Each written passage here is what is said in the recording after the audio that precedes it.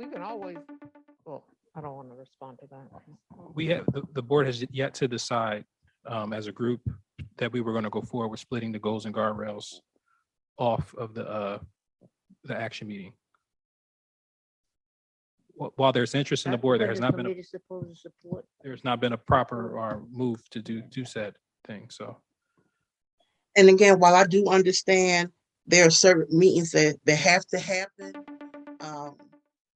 I just think that moving forward, it shouldn't be assumed that we're just going to meet on a particular Thursday. You know, at least have a conversation and not, we've been doing it this way for the last 5 or 6 years, because I do remember that these meetings were on different days. I do remember Board of Education or SRC meetings being on Tuesdays, because that group had a conversation and an understanding that Tuesdays work best for them. So that's why I'm posing the question that if a meeting was had, I was not privy to it, and I didn't have the chance to say, have a conversation, be part of the conversation. Understood.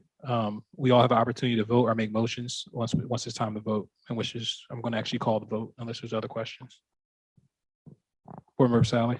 I had another question actually, and Cecelia keeps us reminded of this, is the IU meetings in particular.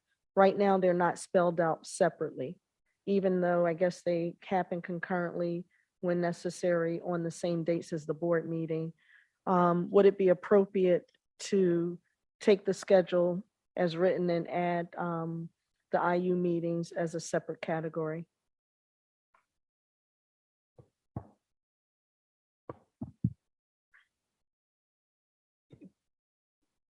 Can I ask a clarification question around that? Because I don't know if that would actually be possible, because the IU meetings are dependent on when the work comes. Sometimes there's no action, right? So I don't know if we would always know in advance. I'm just saying it's absent from, right, it's absent from the listed. So you're saying labeling it differently. Right, it's not labeled at all unless I misread it or overlooked it.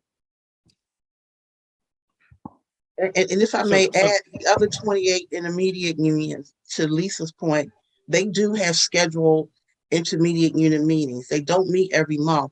I believe they meet every other month, but there is a pattern to having an IU meeting, and it's not based upon whether we're voting on something or not. That's misinformation, and I don't want to belay the point right now, but we can ask one of our intermediate unit neighbors, if you will. We can get somebody from IU, Montgomery County, Delaware County. We can get somebody from the state to explain it to us, maybe either in an open forum or in a briefing, but they have scheduled meetings with scheduled business. So thank you. And I just want to remind us that we also had a speaker tonight that spoke to the IU and the importance of having it stand as an entity. Wouldn't that have to be a separate vote? I mean, would we have to vote as a board whether or not we wanted to separate? We have moved and properly seconded an action item for vote right now.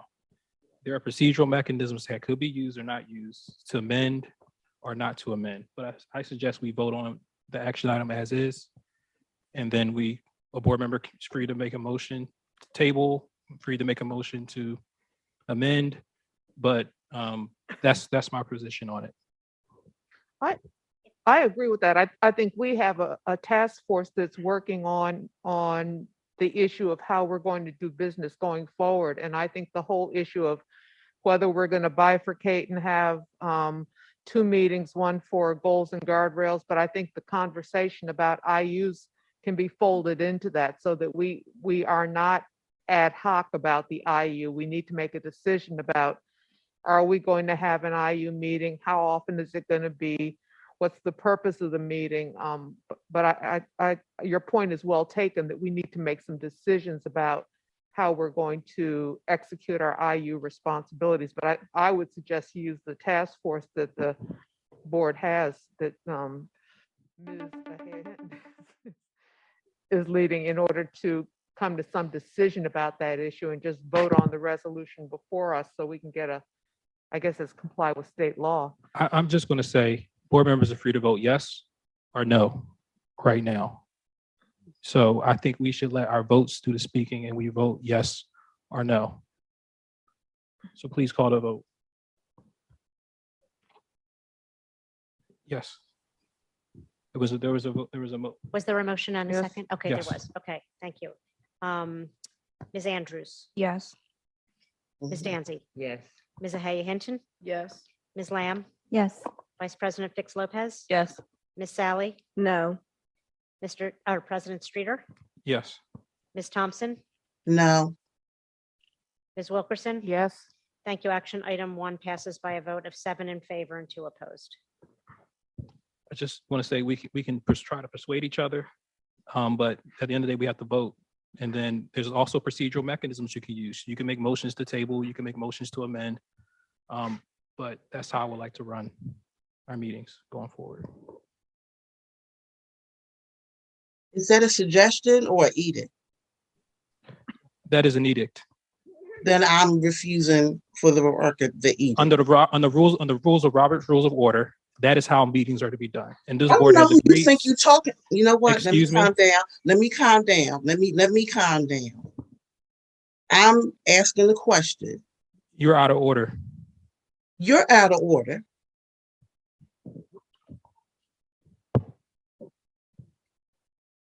We're gonna move on to the next, but we will run these meetings by way of Robert's Rules of Order.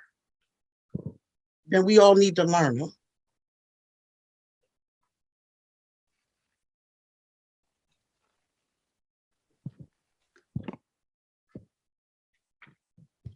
The next group of our items pulled out of the consent agenda are operation items.